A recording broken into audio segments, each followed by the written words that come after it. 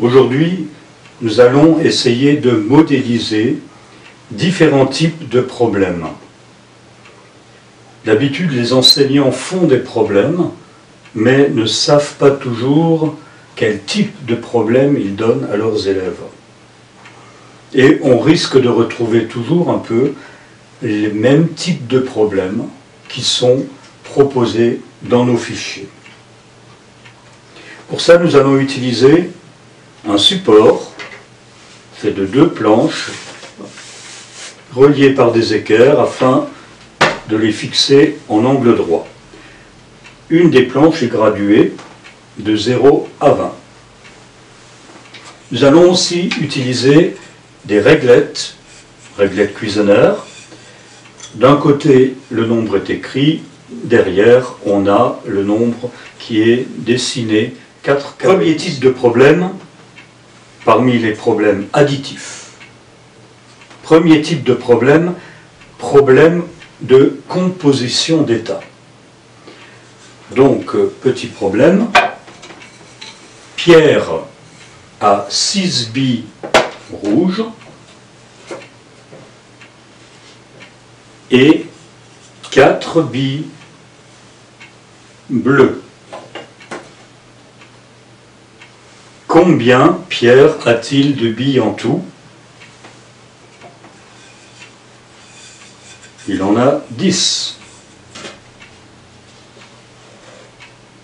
J'ai mis ensemble 2 collections. Là, j'ai 2 parties, donc 2 collections, et j'ai un tout. Mais il peut arriver que je connaisse le tout. Pierre a 10 billes dans ses poches. Dans sa poche droite, il a 6 billes. Et combien a-t-il de billes dans sa poche gauche? Pour compléter, il manque une partie. Cette partie, c'est 4. Il a 4 billes dans sa poche gauche.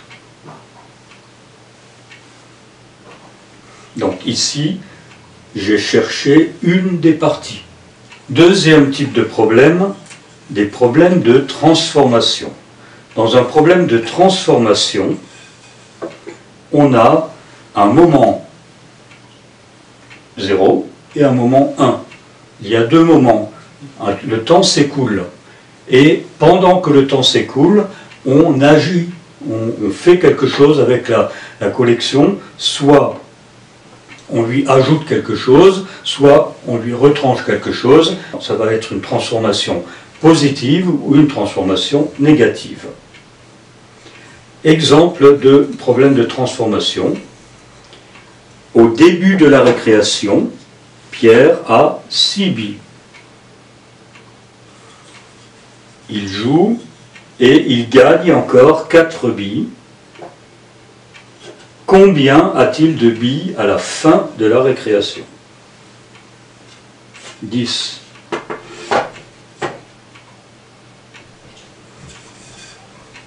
J'avais un état initial, j'ai un état final et j'ai eu une transformation qui dans d'autres cas était une transformation positive. Mais il peut arriver que je connaisse l'état final. À la fin de la récréation, Pierre a 10 billes. Au début de la récréation, Pierre a 6 billes. Combien de billes Pierre a-t-il gagné? Alors là, pour montrer le gain, on peut mettre une flèche pour montrer qu'on agit, qu'il y a eu un mouvement. Voilà, Pierre, à la fin de la récréation, Pierre a 10 billes, état final. Au début de la récréation, Pierre a 6 billes. Combien de billes a-t-il gagné? 4. Transformation positive, mais je ne connaissais pas la transformation. Mais il peut aussi arriver que je sois obligé de remonter le temps. Et ça, des problèmes où on doit remonter le temps sont plus compliqués pour les élèves, pour les comprendre. Et là, avec ce dispositif, c'est bien modélisé. À la fin de la récréation, état final, Pierre a 10 billes.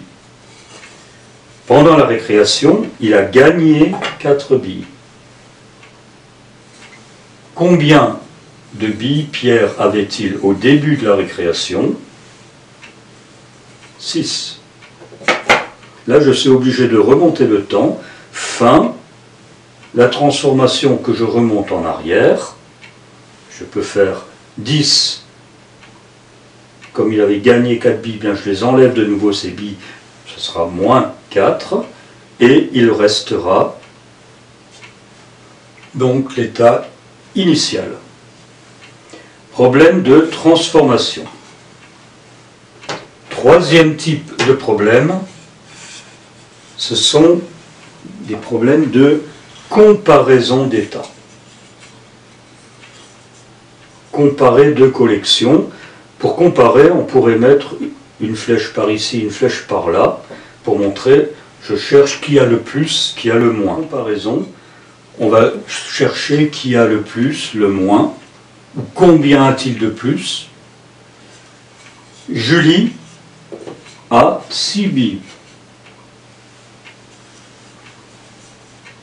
Pierre a 4 billes.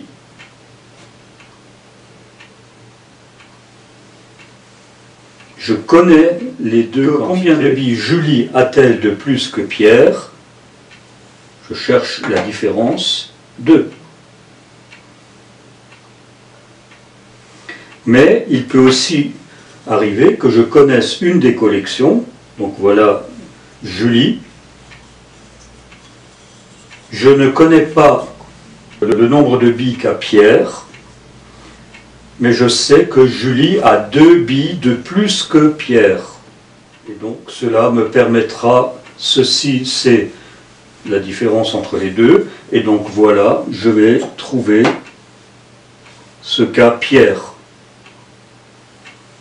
Ici, je connais la différence, et je cherche une des deux collections, la valeur d'une des deux collections.